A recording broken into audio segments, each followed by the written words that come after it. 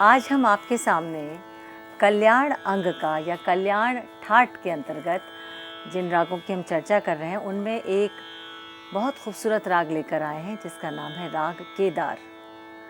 राग केदार बहुत ही प्रचलित राग है और इस राग की जो बनावट है वो बिल्कुल अलग है, विशिष्ट है, जो कि इसकी अपनी एक अलग ही अद्भुत पहचान बनाती है। राग केदार बहुत ही प्रचलित राग है।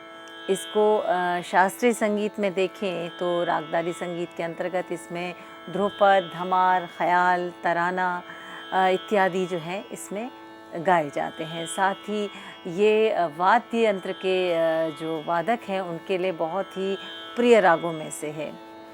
इसके अतिरिक्त हम यदि इस राग की बात करते हैं तो सुगम संगीत में भी इस राग को बहुत प्रयोग किया गया है और जैसे गीत, गज़ल, भजनों में या हम कहीं चित्रपट संगीत में भी इसको बहुत इस राग को प्रयोग किया गया है।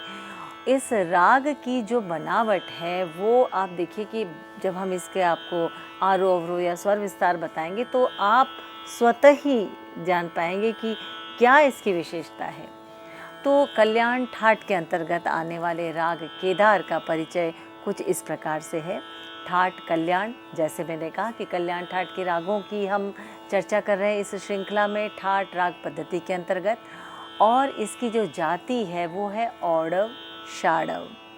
तो औडव षाडव यानी कि आरोह में 5 ही स्वरों का प्रयोग होना और अवरोह में जो है आपके 6 स्वरों का प्रयोग होना।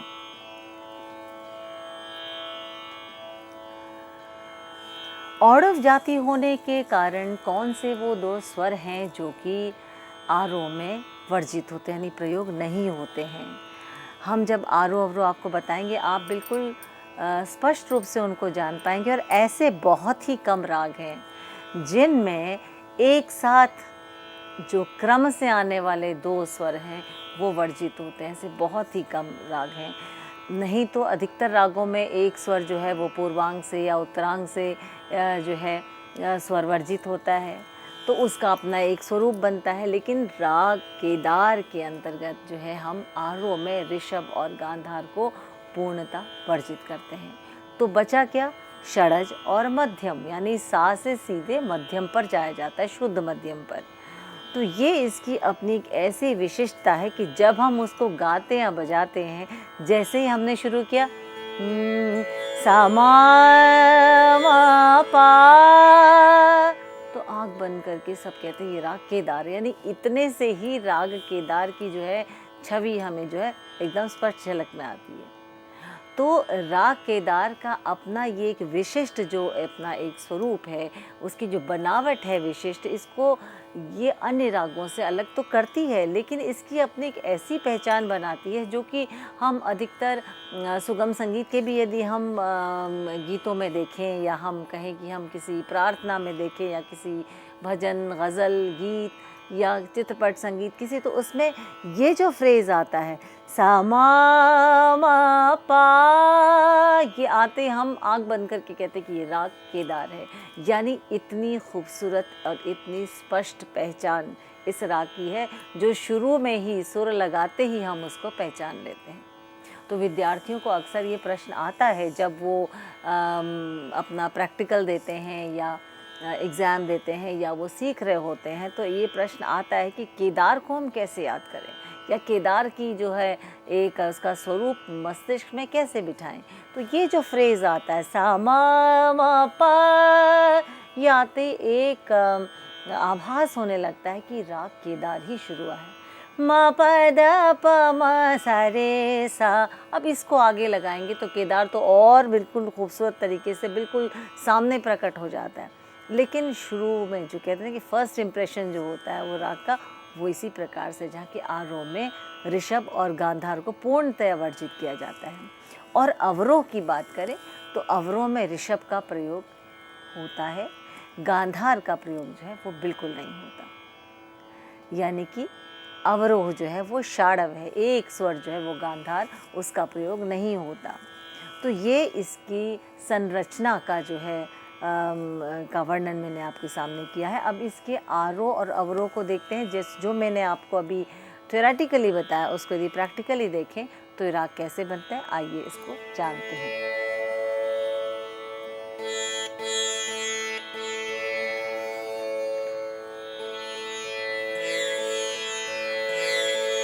सा, राग केदार का आरोह है। सा मा पा दा पा नी धा सा, सा नी दा पा मा पा दा पा मा सा रे सा, सा मा पा, ऋषभ और गांधार बिल्कुल प्रयोग नहीं हो रहा है। सा मा पा दा पा नी धा सा, सा नी दा पा मा पा दा पा मा सा रे सा। तो आप ये इसमें जान पा रहे होंगे, आपने ये चीज़ नोटिस की होगी कि इसमें मध्यम कितना प्रबल है। विशेष तौर पर जब हम षड्ज से मध्यम पर जाते हैं सीधे आरोहात्मक रूप में, या हम अवरोह के रूप में भी जब मध्यम पर हम न्यास करते हैं, मध्यम पर मा पा दा पा मा न्यास करते हैं, तो मध्यम बहुत ही महत्वपूर्ण स्वर है और इसीलिए सबसे महत्वपूर्ण होने के कारण इसको वादी स्वर कहा गया, यानी कि मुख्य स्वर, ऐसा स्वर जो कि राग में चमकता है, जो राग का एक स्पष्ट सामने बताता है कि हाँ, इस राग में मैं राजा हूँ, यानी मैं मुख्य भूमिका निभाता हूँ। तो शुद्ध मध्यम इस राग में वास्तव में मुख्य भूमिका निभाता है और मध्यम वादी है, यानी बार बार उस पर न्यास होता है। वो बहुत विशिष्ट स्वर है जिसका सबसे अधिक प्रयोग होता है। तो मध्यम, शुद्ध मध्यम पर हम बार बार न्यास करते हैं, इसका प्रयोग करते हैं। शुद्ध मध्यम वादी है और षड्ज इसका संवादी है। लेकिन तानपुरे की पहली जो तार होती है उसको हम पंचम पे मिलाते हैं। तो कभी कभी विद्यार्थियों का ये प्रश्न आता है कि मध्यम यदि इसका वादी तो मध्यम पर क्यों नहीं इसका तार मिलाया गया, पहला तार, जैसे कि राग बागेश्वरी में मिलाया जाता है। तो इसका उत्तर ये कि पंचम भी इसका न्यास का स्वर है। सा मा पा दा पा मा पा सा दा पा दा पा। पंचम भी बहुत महत्वपूर्ण है, आरोह में और अवरोह दोनों में, और न्यास का स्वर भी है। पंचम से तार सप्तक के षड्ज पर सीधा आरोहात्मक रूप से भी जाया जा सकता है।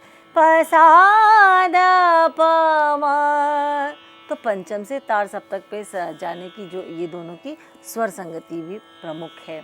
उसके बाद जब हम अवरोह में आते हैं तो पंचम एक ब्रिज की तरह काम करता है मध्यम तक आने के लिए। सा दा प म, सा दा प म, धैवत से पंचम पर और फिर मध्यम पर आके ठहराव करना, यानी पंचम एक ब्रिज है जिससे धैवत से होते हुए स्वर जो है वो मध्यम पर आकर रुकता है।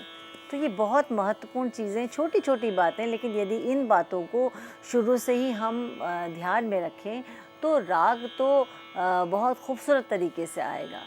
फिर उससे बात रह जाती है वो है आपके अभ्यास की, कि आप जितना अभ्यास करेंगे राग उतना स्पष्ट और मजबूत होता जाएगा, बहुत अच्छे तरीके से आप राग को गा बजा पाएंगे। तो ये तो थे इसके आरोह और अवरोह।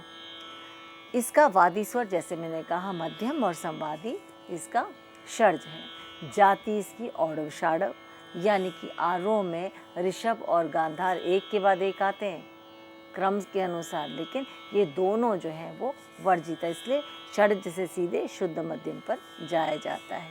अब इसकी पकड़, सा मा पा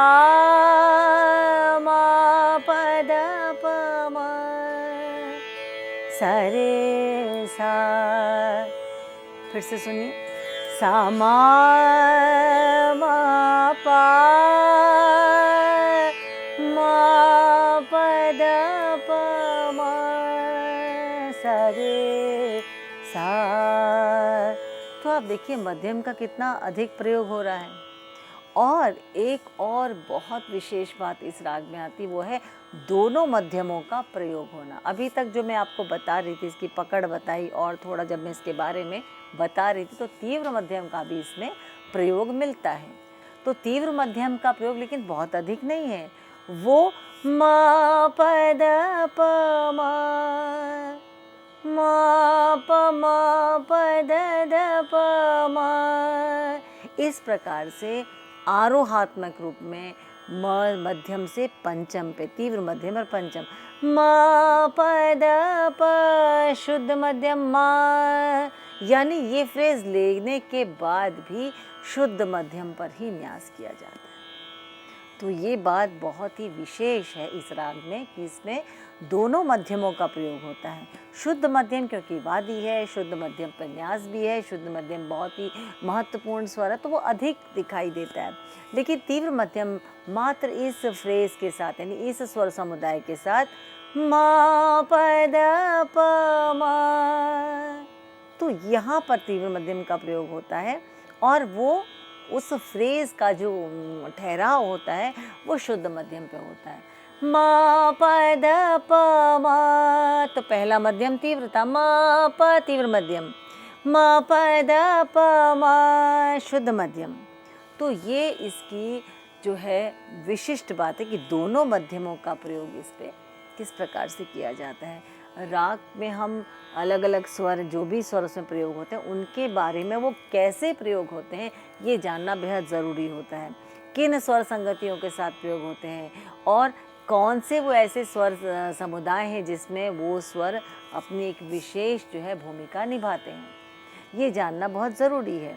तो ये आपको मुख्य तौर पर आरोह और अवरोह और पकड़ के रूप में आपको बताया। इस राग को गाने का समय रात्रि का प्रथम प्रहर माना गया। कुछ मतानुसार रात्रि के द्वितीय प्रहर में भी इस राग को गाया जाता है, यानी कि देखा जाए तो 7, 8, 9 के बीच में इस राग को गाया जाता है। बहुत खूबसूरत राग है। इस राग की जो संप्रकृतिक रागों में हमीर और कामोद, ये 2 राग जो हैं वो आते हैं जो कि इसके संप्रकृतिक राग माने गए हैं। यानी कि जब इन रागों को गाते हैं तो कुछ फ्रेजेस ऐसे आते हैं जो कि केदार में भी प्रयोग होता है और इन रागों में भी प्रयोग होते हैं। तो उसमें लेकिन राग की अपनी कुछ विशेषताएं होती हैं या कोई विशिष्ट भाग होता है, विशिष्ट स्वर समुदाय होते हैं जिनको कि एकदम उस फ्रेज के साथ लगा देने से राग केदार से हटकर अपना अस्तित्व जो है वो सामने लेकर आता है। तो ये थी चर्चा राग केदार का एक परिचय के रूप में। अब इसके आरोह अवरोह, थोड़े से स्वर विस्तार को हम देखते हैं, फिर हम एक उदाहरण के तौर पे बंदिश को भी देखेंगे। सा रे सा, सा मा रे सा द प सा रे सा, या प नी द सा रे सा, सा मा मा पा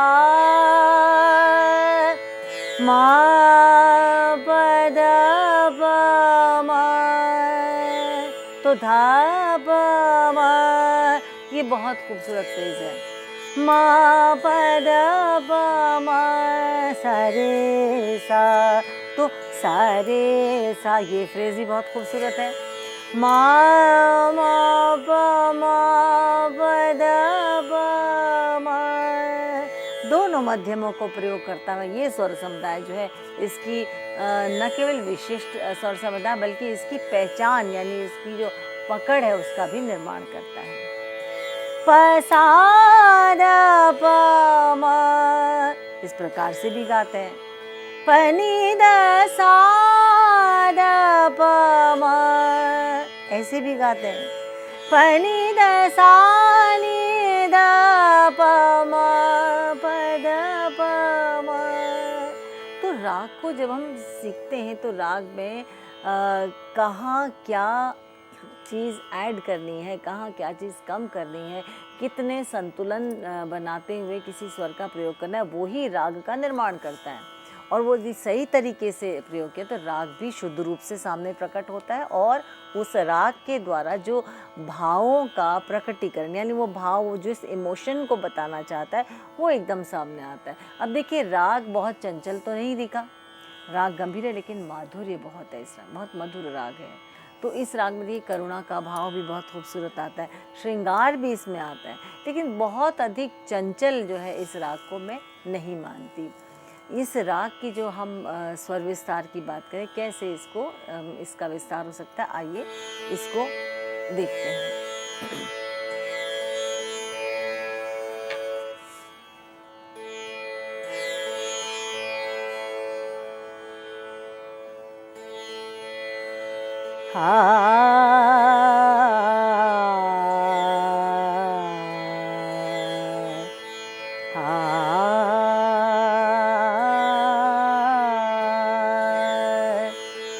समा पा मा पर सरे सा। आप देखिए, समा पा, तो इसमें जब हम मध्यम से पंचम पर जा रहे हैं तो ये एक और बात आपके लिए बहुत ज़रूरी है। सा मा पा, कुछ विद्वान इसमें सा मा गा पा इस प्रकार से पूरी तरह से गांधार का प्रयोग करते हैं, लेकिन जब मध्यम से पंचम पर जाए तो ग की एक छाया मात्र लगती है। सा मा पा, तो हम एक लाग के तौर पे इसके सिर्फ हल्का लगते हुए जाते हैं, लेकिन गांधार वहाँ पर हम नहीं कहते। सा मा पा मा पद प म सरे सा मा पा प सा द प म पा प सा रे सा द प म सा मा पा मा प द प म सरे सा।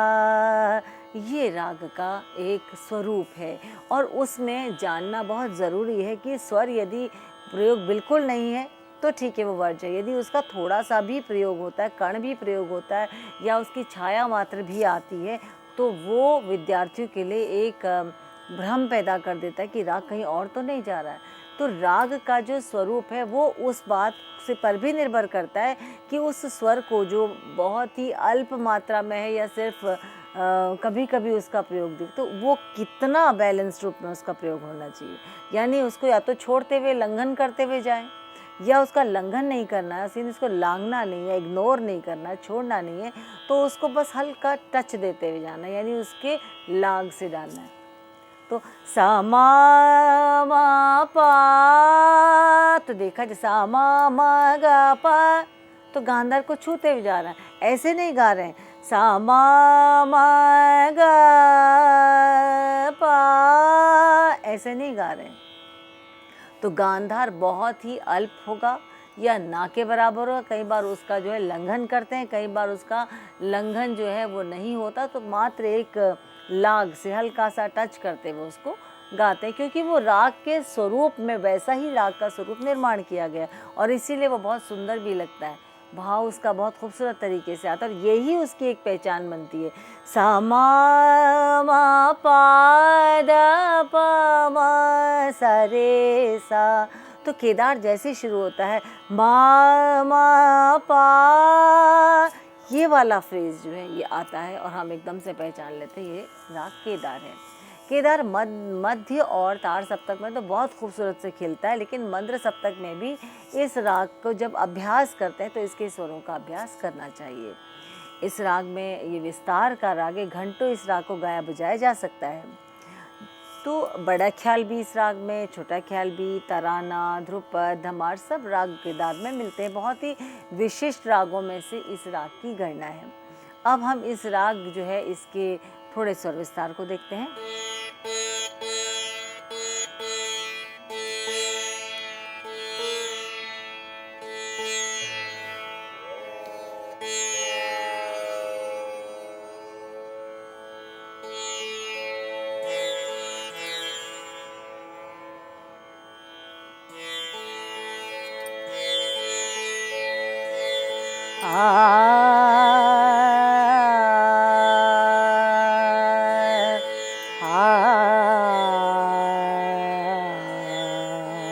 मध्य में मात्र पंचम तक भी चले जाएं बहुत है। सा दा प सा रे सा सा मा मा रे सा सा मा मा पा मा प मा प द प मा। शुद्ध मध्यम न्यास का सुर है। मा प द प मा सा रे सा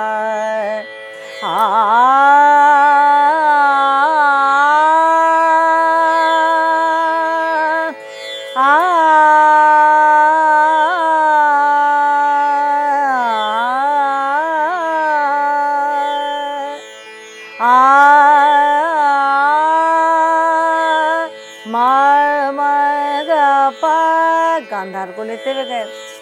प सा द प म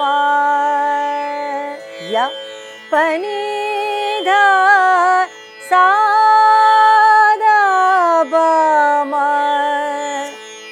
प नि ध सा रे सा सा नि ध प म प द ध प म।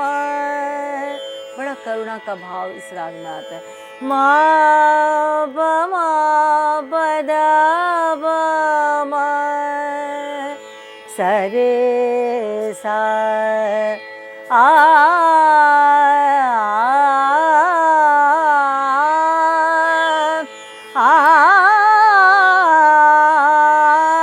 यहाँ पर म प द नि सा द प म प, तो म प द नि सा ये जो फ्रेज है इसका भी कभी कभी प्रयोग किया जाता है, जो बहुत खूबसूरत लगता है और बड़े एक द्रुत गति में।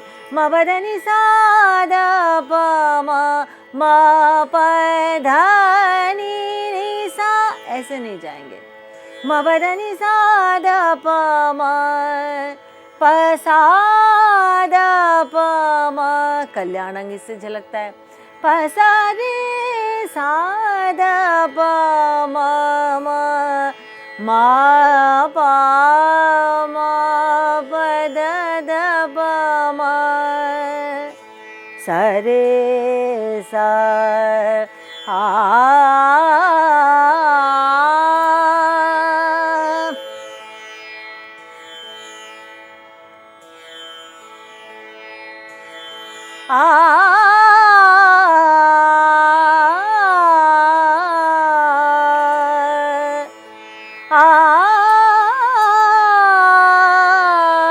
ये क्या था?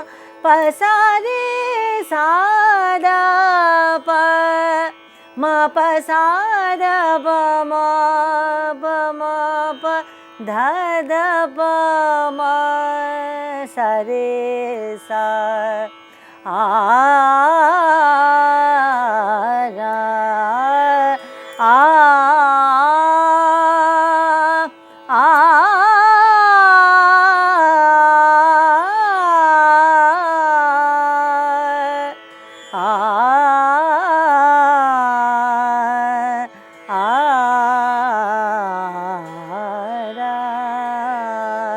तो ये इसका विस्तार था। राग जो है यदि उसके हम मात्र स्वर समुदायों को देखें तो ऐसा लगता है कि बहुत ज़्यादा विस्तार नहीं है इस राग में, लेकिन ये राग विस्तार का राग है, बढ़त का राग है। इसमें घंटों हम जो है एक्सप्लोर कर सकते हैं। इसीलिए ये विलंबित ख्याल इसमें बहुत मिलते हैं।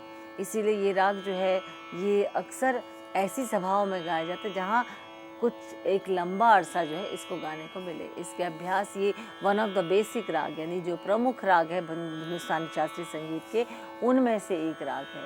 और देखिए बिल्कुल अलग है, जो कि और रागों से इसको अलग बनाता है। यहाँ तक कि कल्याण ठाट के जितने भी राग हैं उनमें उसको अलग बनाता है। और इसकी जो संप्राकृतिक राग है उनमें क्या डिफरेंसेस है वो हम आपको आगे बताएंगे। इसी के साथ इस भाग को हम यहीं पर संपन्न करते हैं। नमस्कार।